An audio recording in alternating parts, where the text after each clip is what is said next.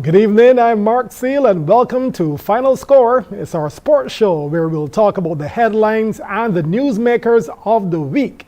Tonight, the 4 semifinalists for the World Cup are virtually decided and the Super 50 Cup is down to the final minus the Barbados Pride. Now, who's likely to win these two limited overs competitions? And Barbados end the Pan Am Games in Santiago with 2 medals. Considering all factors, did we have a successful outing? Well, of course, you, our viewers, can make your contributions and ask your questions via social media. WhatsApp number is 228-5562, while our Facebook handles are CBC Barbados or cbcnews.bb. Let's get to it. Hosts India are still the only undefeated team left in the ICC ODI World Cup. Also playing impressively to date are South Africa and Australia, who are also on a tear, winning 6 in a row after losing their first 2.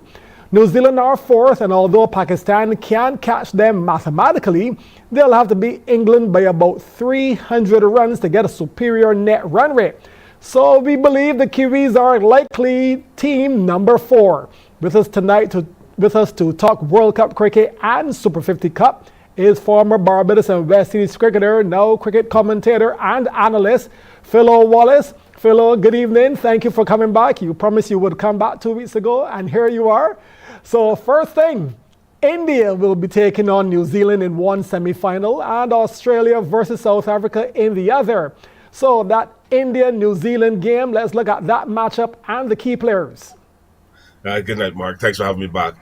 Well, Mark, obviously when you look at India, New Zealand, India again, they're playing some very good Super World Cup cricket, some 50 over cricket there. When you look, Rohit Sharma at the top, he's setting the example as a captain. Then you have Shubman Gill. Then you have the effervescent Virat Kohli.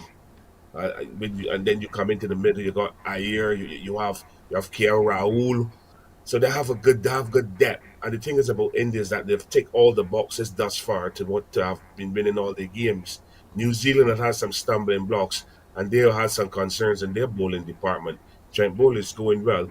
Now he's joined by his old partner in Tin Saudi, old not in age, but obviously in experience. And he's come back into the fold because of the injury to Matt Henry. And Saudi obviously is a little rusty and trying to get some game time in.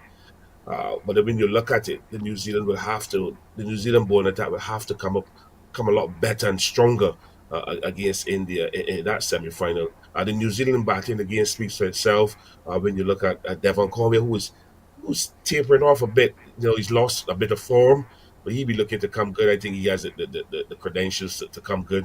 And then the young guy Rashid, he's bowling, he's batting and bowling well. Good all-round cricketer. He's the shining light. And then C.K. Williamson is back, the captain. So again, New Zealand starting to get back into their groove. They've lost some, but they've come back very strong. The only problem to me with the Kiwis is Tom Latham. He's the keeper. He's a standing captain, and Williamson is not playing. But he's not getting the runs that they were expecting of him. So that would be some concern in their camp, because you still have Jimmy Neesham sitting in the dugout who's a finisher. So there will be some concern and some discussion. Maybe have to give Conway the gloves, which would be a little hard for him to keep 50 overs of open batting. But again, you're looking at getting the right balance going into that semi-final, because India are just playing top one-day cricket.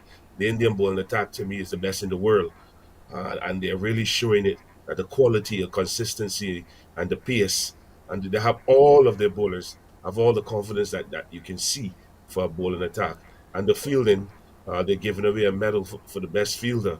And Jadeja sometimes win it, and then sometimes another player wins it. So all those little things, you can see that India really up to take this World Cup home. And Australia versus South Africa, two teams who are playing good cricket. And how about Glenn Maxwell's latest heroics and Quinton de Kock? He's a run machine. How do you see that matchup going? That's a good matchup, Mark. It's going to be green versus yellow. And what Glenn Maxwell have done the other day was phenomenal. I've never seen a player batted like that.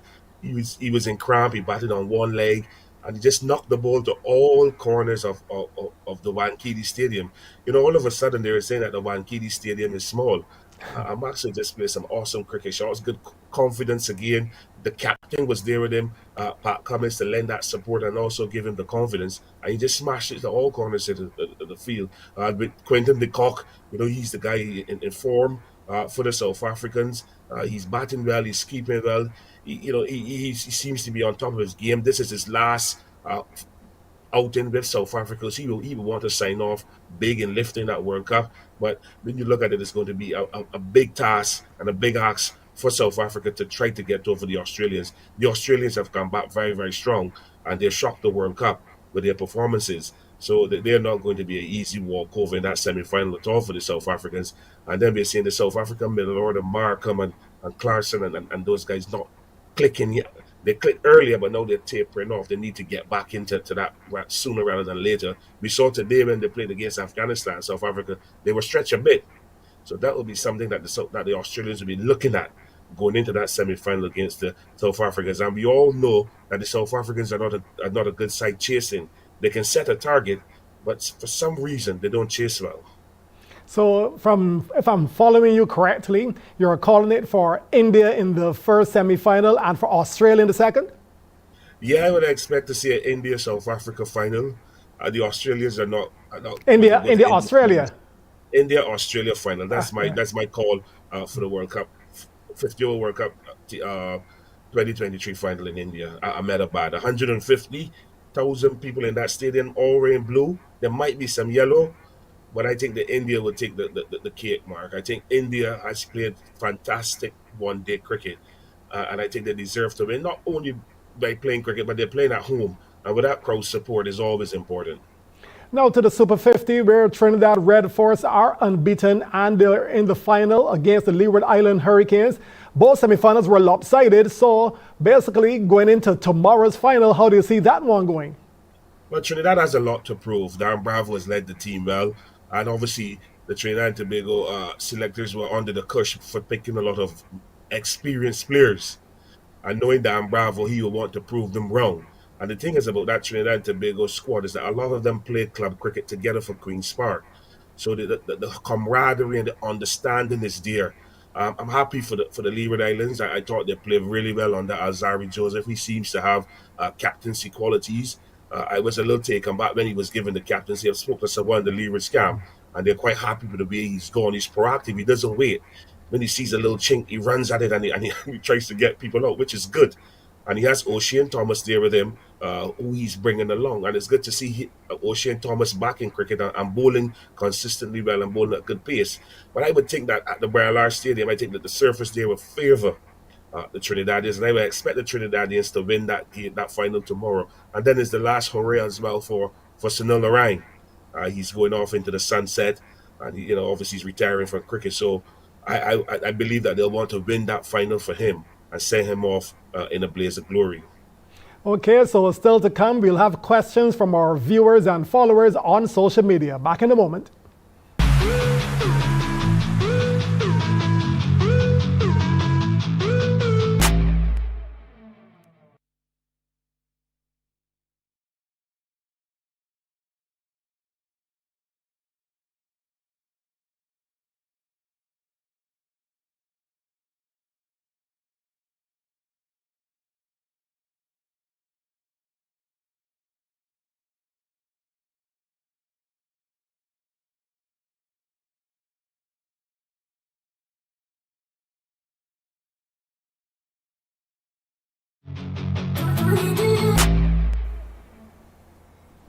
Welcome back. We're with Philo Wallace talking World Cup cricket and Super 50 final. Let's go to our social media pages for some questions. And the first one, Philo, India will lose at the wrong time in the final.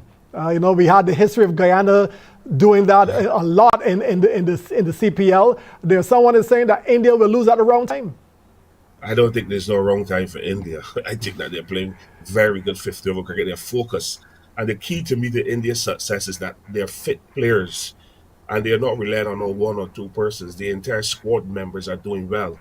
And when you look at the way how the Indians have structured their World Cup campaign, you can see this well thought out and they're executing well. And I think to beat India in that final, Australia, as I said before, who was going? I believe Australia will make the final. Australia have to play out of their skins to beat the Indian side at Ahmedabad.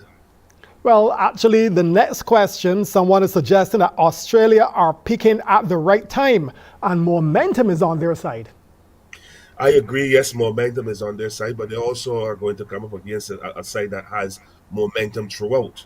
I don't think India are looking to drop any games. I'm happy to see Australia really bouncing back. To win 650 over games on the bounce is fantastic. To win eight is even better. So I think that the World Cup is really set up quite nicely with the four top teams, and Australia is showing that their powers and they can play in India. That is the biggest drive for Australia to do well in India. They've always been struggling there, but what they have done so far is commendable, and I hope that they continue to peak. And when they get into the final, then we'll see if they're really, really peaking. But I think that the Indians have the edge on them in that once they reach the finals. But I'm happy to see the momentum that they've garnered so far. Under Pat Cummins, who obviously said that he was still learning to be a 50 over captain. And I'm happy to see that he learned quite quickly. Okay, and let's go to the next one. Some Super 50 where Trinidad and India are going to play unbeaten and win both titles. So we've dealt with India. Trinidad, you believe no chance for the Leewards to upset them? I think that Trinidad playing at home and the way how Dan Bravo's led that side, Mark, I think it's going to be difficult for the Leeward Islands to beat Trinidad and Tobago at the Barlar Cricket Academy in Taruba. That game is playing down south, and I believe there'll be some spectators there, and they'll all be rooting for the Trinidad and Tobago side. They're playing similar to India. They have good seamers at the top. And then obviously the spinners come in to play in the middle. And that is going to be the bugbear for the Leeward Islands, those spin bowlers. And you got Sunil Narang, we just saw what he's done to to Barbados and Guyana. So we can't rule out him at all. And with him, Trinidad knows that they have a match winner. Back to the World Cup. If Australia's batting clicks, they'll best or beat any team in the World Cup. That's I still have I like the Indian side. Mark, I'll tell you why I'm supporting India so strong. Not that I like Curry. Is that I like a man called Mohammed Shami. Ah, He's the best fast bowler in the world. I know they have Bumrah and Siraj, but Mohammed Shami is going to cause problems in the Metherbad. He swings the ball on length and he bowls with good pace. He's going to cause problems. We know what Bumrah is going to do up front, and that is going to be my concern. If the Indians can prize out three or four of the Australians quickly, it's going to come down to a Maxwell again playing that kind of innings, and I can't see him doing it twice in the same World Cup. well, Not don't you? against an Indian attack. And if you see the seamers off, you still got to deal with the Indian spinners. And we know the Australians are not so versed at playing spin. They'll try to hit it, but they need to bat it properly. So it's going to be a good. Australia will have to play a real top-notch 50 over game to beat the Indians in that final. Yeah, I was just going to add that Australia, I think of all the teams, I think their batting goes the deepest, but you're saying that India will still have the bowling to go right through all 11 anyway. So that really wouldn't matter. Right. Well, we're back to some Super 50. No way Barbados should be flying back home all now. I guess this person is suggesting that with the lineup that Barbados carried, they should have been in the final. Yeah, well, there was a lot of praise for that squad before it left Barbados. But then when they actually got into the battlefield, they realized that the squad is not as strong as it looks on paper. You got to play, Mark. You got to play well in that cricket. And I think that some of the selections are questionable now when you look at them. And the quality of the cricket that we saw from Barbados was too inconsistent. And again, our batting, playing slow bowling is a major concern. And I'm deeply disappointed, actually, in the way how our batters played in that Super 50. And I hope that when they do get back to Barbados, they look at themselves and look to see where they can improve. Those who are looking to go on, those who are not will just have to say, look, it's time for me to say goodbye and allow some other young players to come through. If this wasn't the social media segment, I would ask you who are the ones that should be looking to retire, but that's for another program. Another question back to the World Cup. If Rohit and Kohli don't score runs, India are beatable. But you have Shubman Gill, you have Jadeja, you have Ayers, you have that guy Sky. But They have depth. have these guys been scoring runs though? Yes, they have been scoring runs, and that is the key. And Coach Raul Travis said that they have the middle order that can support, and that is important. That middle order is supporting when India bat in the middle order is showing very very good support, and it is important going into those final two games. And I think that the Indians will not be under a lot of pressure because the rhythm that they have in this World Cup is going to take them right into the final, and I think they're going to do well at the finals. And the crowd support, Mark, you cannot ignore that crowd support. When you go to a stadium with 150 people and you see 180 placards with Indian names on them, Indian cricketers, it makes you feel that you can conquer the world. And I think that the Australians, as I said, if they'll get to the finals, the Australians are going to have to play a lot, very, very good cricket. They're going to come under tremendous pressure against India. And again, they're playing a Ahmedabad. We don't know what type of surface they'll get. And if the Indians are in the finals, they might get a surface that's a bit slower than normal. Right. And next up we have, I had Afghanistan to win. Spare a thought for Afghanistan? Played very well. I'm happy with Afghanistan's progress. I think Jonathan Trott should be given a medal from the government of Afghanistan for what he has done to that cricket squad. He's turned that squad from a T20 squad into a disciplined 50 over squad. And I hope that they do get the opportunity down the road to play test match cricket. They have good quality batteries at the top. Again, the middle order is solid. The lower middle order, they have good seamers and they have three very good spinners. So I think Afghanistan have a lot going forward for them. And I hope that Jonathan Trott continues to do what he's doing. I know a lot of people are saying that Jonathan Trott should move on from Afghanistan, but it's going to make a serious decision to make. But I have to commend him and the Afghanistan cricketers for buying into his concept of playing safe 50 over cricket and being ahead of the run rate, and then obviously executing in the end. So I'm happy for Afghanistan. I hope that they continue to grow and go from strength to strength. Brilliant. Well, Philo, I'd like to thank you again for being on Final Score. And of course, we'll see if India and your prediction will come through. Of course, we all know, hey, you're analysts, you call it as you see it. So we'll see what will happen in the days to come. Thank you very much, Philo. Yes. Thank you. Brilliant. After the break, we'll talk Pan American Games with senior BOA official Cammie Burke. We'll be right back.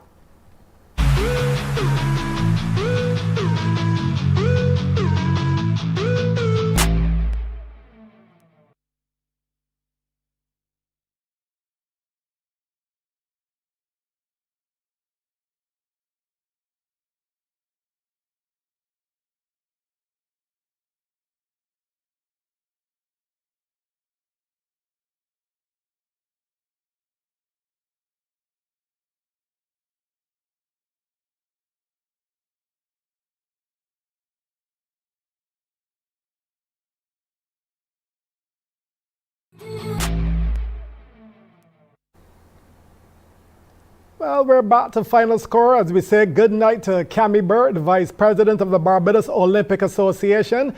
Cammie, thank you again for coming back. I know we had planned for a part two. And I know earlier, a couple of weeks ago, when we were talking to you, you were giving your impressions of the 19th Games. But that was before we won any medals. Now that we have collected 2 medals since then, 2 bronze medals, what are your final impressions of the Games? Thank you, Mark, for having me back. And good evening to the viewers. Now that we have won 2 medals, I still maintain that our performances were fair, rather than outright good. Our performances were fair. When the ladies squash team did qualify to the Pan Am Games, we were always of the view that they had opportunity to medal, and we are extremely happy that opportunity was taken. They did win the medals in the ladies doubles and the team, and they performed reasonably well. The coach was very excited. The BOA officials, we are excited. We've invested quite a bit of money into squash this year, and certainly the rewards have been seen. And a couple of weeks ago, you were talking about if you were satisfied with the level of the performance and the number of qualifiers, because Pan Am Games are qualifying competition for games. Are you all happy with the amount of Barbados teams that qualified? I know it's been a few years now that our volleyball team hasn't qualified. Hockey did well at CAC, but not at Pan Am. What do you think about the number of qualifiers we had? It's difficult because a lot of our athletes don't get the sort of preparation that they need for getting into these sorts of tournaments. In order for our athletes to do well, we have to send them overseas to stronger competition. And that showed up especially in the boxing arena. Because the quality of preparation here is not what it should be to carry you into a competition, a qualifying competition. So we have to look for stronger opportunities for our boxing people. But if I go back to what obtained at Pan Am Games, I would have to say, although we won 2 bronze medals, and I'm not taking that away from squash, they did exceptionally well. I thought for our opportunities, we did exceptionally well. But I thought that that Darian King was outstanding. And his performance, it's unfortunate that the draw that he had, but after losing the first game, he came back and he won the second game. And then he was 2 games down. And to fight to the end, the performance was outstanding. And for me, that was the outstanding performance of the games. I think we have to invest more in Darian to move his ranking up. He continues to do well for Barbados at the Davis Cup level. But I think he can go a little further. And I think we need to invest in him a little bit more than we are doing presently to give him that opportunity. Tyrese Knight is now a professional, now living in the USA and working in the USA. And his performance also showed we need to invest in Tyrese if we want him to go a lot further. He has the opportunity, and therefore I think we need to put our monies behind him so that he can excel and reach the top. Of the others, Kennedy King, if Kennedy has tremendous potential. Staying in Barbados will not take him any further. And he is one that needs to be in Asia, where the game is played for an extended period, if we want him to show true potential, make good of the potential that he has. What about Chelsea Tuak? I know she also is looking to go to France 2024. Well, Chelsea was unfortunate.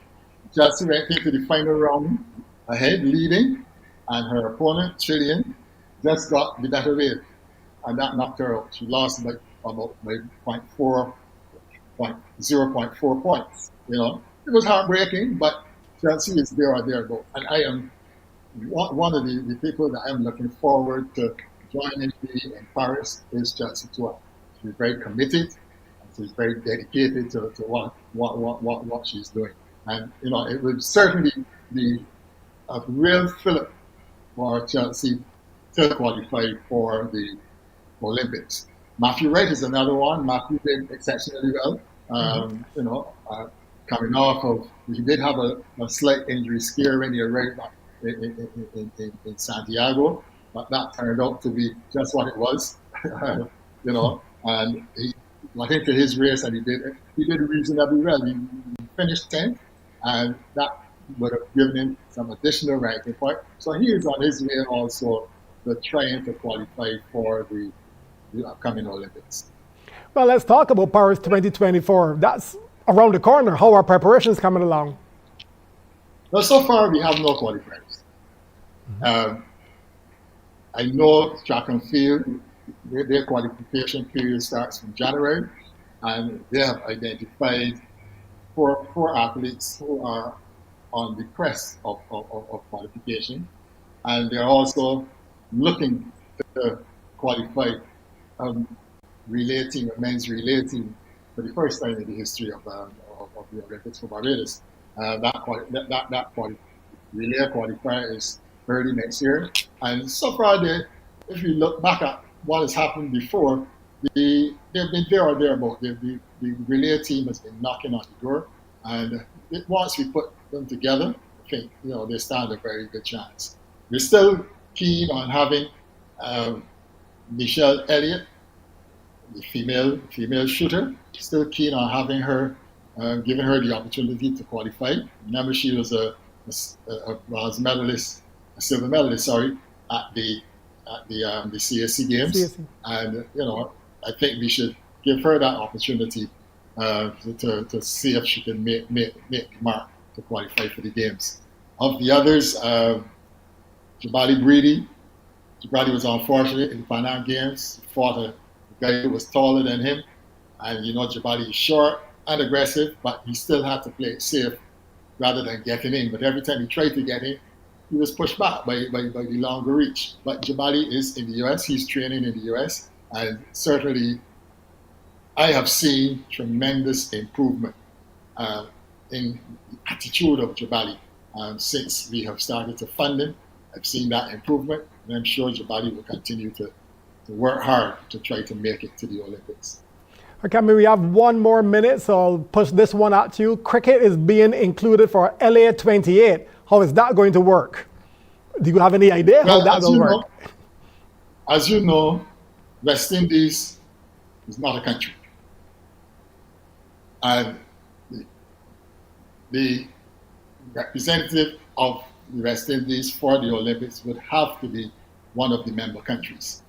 So the West Indies Cricket Board would have to have a qualifying tournament to select that country to represent the West Indies. And certainly that would be a discussion they will have with the ICC. And it is for that reason that the Barbados Cricket Association is now a member of the Barbados Olympic Association. Remember last year for the Birmingham Commonwealth Games, they represented the West Indies in the games. So we had to make sure that they are a member of the BOA. Now that the IOC is embracing them, clearly they will be part of whatever we do going forward. Brilliant. Thank you again to Cami Burke, who came back as promised for part 2. And Cami, of course, 2024 is a big year, so of course I expect to have you or someone from the BOA back on Final Score to talk some more about Olympic Games 2024. Thank you very much. Sure. Thank you, Mark. We'll always be available to join you whenever you call. Brilliant. We're about to wrap up Final Score in a moment.